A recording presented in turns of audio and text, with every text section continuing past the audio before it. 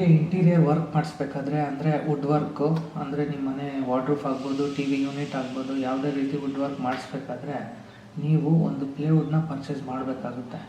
ನೀವು ಆ ಪ್ಲೇವುಡ್ನ ಪರ್ಚೇಸ್ ಮಾಡಬೇಕಾದ್ರೆ ಅದು ಒಳ್ಳೆ ಪ್ಲೇವುಡ್ಡಾ ಅಥವಾ ಈ ಪ್ಲೇವುಡ್ ಚೆನ್ನಾಗಿಲ್ವಾ ಅಂತ ನೀವು ಹೆಂಗೆ ತಿಳ್ಕೊಬೋದು. ಸೊ ನಾನು ಈ ವಿಡಿಯೋದಲ್ಲಿ ನಿಮಗೆ ಸ್ವಲ್ಪ ಪಾಯಿಂಟ್ಸ್ಗಳನ್ನ ತಿಳಿಸ್ಕೊಡ್ತೀನಿ. ಸೊ ನೀವು ಆ ಪಾಯಿಂಟ್ಸ್ಗಳನ್ನ ಫಾಲೋ ಮಾಡಿದ್ರೆ ನೀವು ಪ್ಲೇವುಡ್ನ ಪರ್ಚೇಸ್ ಮಾಡಬೇಕಾದ್ರೆ ಒಂದು ಚೆನ್ನಾಗಿರೋ ಪ್ಲೇವುಡ್ನ ಈಸಿಯಾಗಿ ಕಂಡುಹಿಡಿದು ಪರ್ಚೇಸ್ ಮಾಡಿ. ಬನ್ನಿ ಹಾಗಾದರೆ ವಿಡಿಯೋನ ಸ್ಟಾರ್ಟ್ ಮಾಡೋಣ. ವಿಡಿಯೋ ಸ್ಟಾರ್ಟ್ ಮಾಡೋಕ್ಕಿಂತ ಮುಂಚೆ ನೀವೇನಾದರೂ ನಮ್ಮ ಚಾನಲ್ಗೆ ಫಸ್ಟ್ ಟೈಮ್ ವಿಸಿಟ್ ಮಾಡ್ತಾಯಿದ್ರೆ ದಯವಿಟ್ಟು ಸಬ್ಸ್ಕ್ರೈಬ್ ಮಾಡ್ಕೊಳ್ಳಿ. ಮತ್ತು ಈ ವಿಡಿಯೋ ನಿಮಗೇನಾದರೂ ಇಷ್ಟ ಆದರೆ ದಯವಿಟ್ಟು ನಿಮ್ಮ ಫ್ಯಾಮಿಲಿ ಮತ್ತು ಫ್ರೆಂಡ್ಸ್ಗೆ ಶೇರ್ ಮಾಡಿ, ಅವ್ರಿಗೂ ಕೂಡ ಈ ವಿಡಿಯೋಯಿಂದ ಯೂಸ್ ಆಗುತ್ತೆ. ಫಸ್ಟು ನೀವು ಪ್ಲೇವುಡ್ನ ಪರ್ಚೇಸ್ ಮಾಡಬೇಕಾದ್ರೆ ನೀವೇನು ಚೆಕ್ ಮಾಡಬೇಕು ಅಂದರೆ ನಿಮ್ಮ ಪ್ಲೇವುಡ್ನ ಸೈಡ್ ಪ್ರೊಫೈಲ್. ಸೊ ನಾನು ಈ ವಿಡಿಯೋದಲ್ಲಿ ನಿಮ್ಗೆ ಆಲ್ರೆಡಿ ತೋರಿಸ್ತಾ ಇದ್ದೀನಿ. ಸೊ ಈ ರೀತಿ ನೀವು ಒಂದು ಪ್ಲೇವುಡ್ನ ಸೈಡ್ ಪ್ರೊಫೈಲ್ನ ಕ್ಲಿಯರಾಗಿ ಚೆಕ್ ಮಾಡಬೇಕು. ಸೊ ಆ ಸೈಡ್ ಪ್ರೊಫೈಲಲ್ಲಿ ಏನು ಅಂದರೆ ಒಂದು ಲೇಯರ್ ಮೇಲೆ ಇನ್ನೊಂದು ಲೇಯರು, ಒಂದು ಲೇಯರ್ ಮೇಲೆ ಇನ್ನೊಂದು ಲೇಯರು ಪ್ಲೇವುಡ್ಗಳನ್ನ ಕೂರಿಸಿ ನಿಮಗೆ ಒಂದು ಮ್ಯಾನುಫ್ಯಾಕ್ಚರ್ ರೆಡಿ ಆಗಿರುತ್ತೆ. ಸೊ ಆ ಲೇಯರ್ಸ್ಗಳನ್ನ ಕೂರಿಸ್ಬೇಕಾದ್ರೆ ಅದೇನಾದರೂ ಜಾಸ್ತಿ ಗ್ಯಾಪ್ಗಳಾಗ್ಬೋದು, ನಿಮಗೆ ಅಂಕು ಡೊಂಕ್ ಆಗ್ಬೋದು, ನೀಟಾಗಿ ಒಂದು ಲೇಯರ್ ಮೇಲೆ ಇನ್ನೊಂದು ಲೇಯರ್ ಕೂತಿಲ್ಲ ಅಂದರೆ ಸೊ ಅಂಥ ಪ್ಲೇವುಡ್ಡು ನಿಮ್ಮ ವುಡ್ ವರ್ಕ್ಗೆ ಸೂಕ್ತ ಅಲ್ಲ. ಸೊ ನೀವು ಅದರಿಂದ ಏನಾದರೂ ಪ್ಲೇವುಡ್ ಯೂಸ್ ಮಾಡಿಕೊಂಡು ನಿಮ್ಮ ಇಂಟೀರಿಯರ್ ವರ್ಕ್ನ ಮಾಡಿಸಿದ್ರೆ ಸೊ ಬೇಗ ಹಾಳಾಗೋ ಚಾನ್ಸಸ್ ಇರುತ್ತೆ. ಆಮೇಲೆ ಜಾಸ್ತಿ ದಿನ ಬಾಳಿಕೆ ಬರದಲ್ಲೇನೂ ಇರ್ಬೋದು. ಸೊ ನೀವು ಯಾವಾಗಲೂ ಸೈಡ್ ಪ್ರೊಫೈಲ್ನ ಕ್ಲಿಯರಾಗಿ ಚೆಕ್ ಮಾಡಿ. ಸೊ ಅದು ಒಂದ್ರ ಮೇಲೆ ಒಂದು ಲೇಯರ್ಸು ನೀಟಾಗಿ ಕೂತ್ಕೊಂಡಿರಬೇಕು. ಆಮೇಲೆ ಯಾವುದೇ ರೀತಿ ಜಾಸ್ತಿ ಗ್ಯಾಪ್ಗಳು ಇರಬಾರ್ದು. ನೆಕ್ಸ್ಟ್ ಏನು ಚೆಕ್ ಮಾಡಬೇಕು ಅಂದರೆ ಪ್ಲೇವುಡ್ನ ಮುಂದೆ ಸೈಡು ಮತ್ತು ಬ್ಯಾಕ್ ಸೈಡು. ಸೊ ನೀವು ಈ ವಿಡಿಯೋದಲ್ಲಿ ನಾನು ಆಲ್ರೆಡಿ ಅದನ್ನು ತೋರಿಸ್ತಾ ಇದ್ದೀನಿ. ಸೊ ಪ್ಲೇವುಡ್ ಮುಂದೆ ಸೈಡು ಯಾವಾಗಲೂ ಕ್ಲಿಯರಾಗಿ ಒಂದೇ ಸರ್ಫೇಸ್ ಇರಬೇಕು. ಸೊ ಅಲ್ಲಲ್ಲಿ ಕಟ್ ಆಗಿರೋದು, ಆಮೇಲೆ ಪ್ಯಾಚ್ ವರ್ಕ್ ಮಾಡಿರೋದು, ಆಮೇಲೆ ಅಲ್ಲಲ್ಲಿ ಬಿಟ್ಕೊಂಡಿರೋದು, ಈ ರೀತಿ ಅನೀಬನ್ ಆಗಿ ಪ್ಲೇವುಡ್ ಇರಬಾರ್ದು. ಸೊ ಇದನ್ನು ನೀವು ಕ್ಲಿಯರಾಗಿ ಚೆಕ್ ಮಾಡ್ಕೋಬೇಕು. ಅದಾದಮೇಲೆ ಏನು ಅಂದರೆ ನೀವು ಈ ಪ್ಲೇವುಡ್ ಮುಂದೆ ಮತ್ತು ಹಿಂದೆಯಿಂದ ಕಂಪ್ಲೀಟಾಗಿ ಒಂದು ಸ್ಕೇಲ್ ಬರುತ್ತೆ, ಅದನ್ನು ವರ್ನಿಯರ್ ಕ್ಯಾಲಿಪರ್ ಅಂತಾರೆ. ಸೊ ಇದನ್ನು ನಾನು ಡಿಸ್ಕ್ರಿಪ್ಷನಲ್ಲಿ ಮೆನ್ಷನ್ ಮಾಡಿದ್ದೀನಿ ಅದರ ಹೆಸರನ್ನ. ಸೊ ನೀವು ಅದೊಂದು ಚಿಕ್ಕ ಸ್ಕೇಲ್ ಅಷ್ಟೇ. ಸೊ ನೀವು ಮೆಜರ್ಮೆಂಟ್ ಚೆಕ್ ಮಾಡೋದಕ್ಕೆ. ಸೊ ಇದೊಂದು ದೊಡ್ಡ ಹಾರ್ಡ್ವೇರ್ ಅಂಗಡಿಗಳಲ್ಲಿ ಸಿಗುತ್ತೆ. ಸೊ ನೀವು ಇದನ್ನು ಯೂಸ್ ಮಾಡಿಕೊಂಡು ಪ್ಲೇವುಡ್ನ ಕಂಪ್ಲೀಟಾಗಿ ಮೇಲಿಂದ ಕೆಳಗೆ ಆ ಸ್ಕೇಲಲ್ಲಿ ಹಿಡ್ಕೊಂಡ್ರೆ ಒಂದೇ ಥಿಕ್ನೆಸ್ ಬರಬೇಕು 4 ಮೂಲೆಯಿಂದನೂ. ಅಂದರೆ ಫಾರ್ ಎಕ್ಸಾಂಪಲ್ 18 mm ಪ್ಲೇವುಡ್ನ ನೀವೇನಾದರೂ ಪರ್ಚೇಸ್ ಮಾಡ್ತಾಯಿದ್ರೆ ಸೊ ಎಲ್ಲ ಮೂಲೆಗಳಲ್ಲೂ ಅದು 18 mm ಇರಬೇಕು. ಒಂದು ಕಡೆ ಕಮ್ಮಿ, ಒಂದು ಕಡೆ ಜಾಸ್ತಿ, ಈ ಥರ ಇದ್ದರೆ ಆ ಪ್ಲೇವುಡ್ಡನ್ನು ವುಡ್ ವರ್ಕ್ಗೆ ಅಷ್ಟು ಸೂಕ್ತ ಅಲ್ಲ ಮತ್ತು ಅದನ್ನು ಜಾಸ್ತಿ ದಿನ ಬಾಳಿಕೆ ಬರೋದಿಲ್ಲ.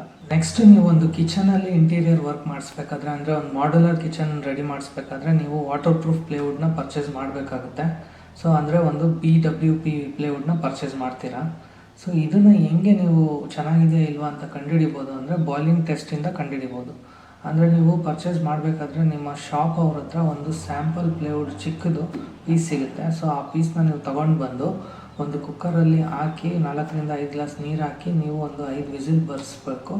ಸೊ ಅದಾದಮೇಲೆ ನಿಮ್ಗೇನಾದರೂ ಆ ಪ್ಲೇವುಡ್ಡು ಬಿಟ್ಕೊಂಡಿಲ್ಲ ಅಂದರೆ ಹಾಗೆ ಲೇಯರ್ಸ್ ಹೆಂಗಿದೆಯೋ ಹಂಗೆ ನೀಟಾಗಿದ್ದರೆ ಸೊ ಆ ಪ್ಲೇವುಡ್ಡು ತುಂಬ ಚೆನ್ನಾಗಿದೆ ಅಂತ. ಸೊ ನೀವು ಆ ಪ್ಲೇವುಡ್ನ ಕಿಚನ್ ಮತ್ತು ಇಂಟೀರಿಯರ್ ವರ್ಕಲ್ಲಿ ನೀವು ಈಸಿಯಾಗಿ ಯೂಸ್ ಮಾಡ್ಬೋದು. ಆ ಪ್ಲೇವುಡ್ ಏನಾದರೂ ಚೆನ್ನಾಗಿಲ್ಲ ಅಂದರೆ 5 ವಿಷಲ್ ಬಂದಿದ ತಕ್ಷಣ ಅದೆಲ್ಲ ನೀಟಾಗಿ ಬಿಟ್ಕೊಂಡ್ಬಿಟ್ಟಿರುತ್ತೆ. ಸೊ ಅಂಥದ್ದು ನಿಮ್ಮ ಇಂಟೀರಿಯರ್ ವರ್ಕ್ಗೆ ಯೂಸ್ ಆಗೋದಿಲ್ಲ.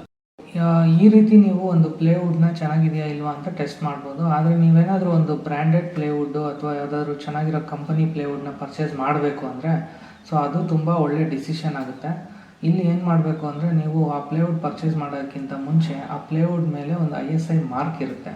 ಅಂದರೆ 710 ಅಥವಾ 303 ಈ 2 ಮಾರ್ಕ್ಸ್ ISI ಮಾರ್ಕ್ಸ್ ಇರುತ್ತೆ. ಸೊ ನೀವು ಅದನ್ನು ಆನ್ಲೈನಲ್ಲಿ ವೆರಿಫೈ ಮಾಡ್ಕೋಬೋದು.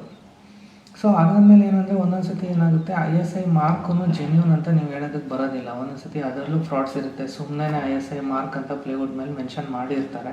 ಸೊ ಆವಾಗ ನೀವು ಏನಪ್ಪ ಮಾಡಬೇಕು ಅಂದರೆ ISI ಮಾರ್ಕ್ ಜೊತೆ CML ಮಾರ್ಕ್ ಅಂತ ನಂಬರ್ ಅಂತ ಒಂದಿರುತ್ತೆ, CML ನಂಬರ್. ಸೊ ಇದು ಪ್ಲೇವುಡ್ ಮೇಲೆ ಪ್ರತಿಯೊಂದು ಕಂಪನಿಗೆ ಅವ್ರದ್ದೇ ಆದಂಥ ಸಪ್ರೇಟಾಗಿ CML ನಂಬರ್ಸ್ ಇರುತ್ತೆ.